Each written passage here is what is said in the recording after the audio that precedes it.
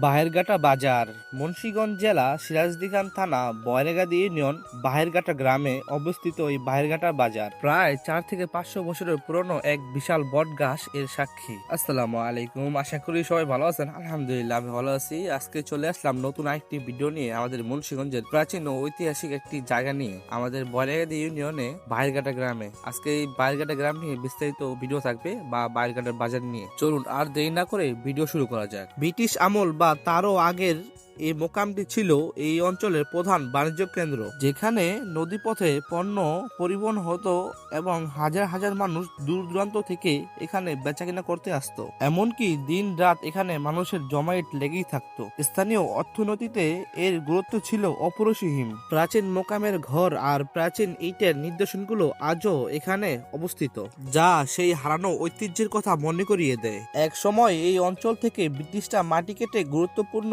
নিদর্শন সামগ্রী নিয়ে চলে গেছে। কালের পরিবর্তনে নদী ভাঙন আর আধুনিকতার প্রভাবে এই বাজার আজ প্রায় বিলুপ্ত, তবুও এর গৌরব স্থানীয়দের মনে আজও অমলন এবং ভবিষ্যৎ প্রজন্মের জন্য এক শিক্ষণীয় ইতিহাস। কালের যাত্রায় বাহিরঘাটা বাজার আজ প্রায় বিলুপ্ত।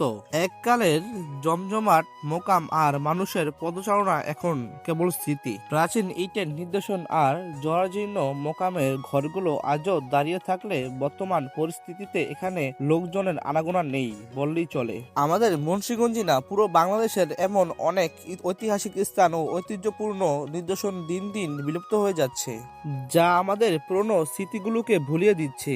আজকের ভিডিও এতটুকুই। যদি ভালো লেগে থাকে লাইক কমেন্ট শেয়ার করে পাশে থাকবেন আর আমার পেজটি ফলো করে আমার ফ্যামিলির একটি অংশ হয়ে যাবেন। আসসালামু আলাইকুম।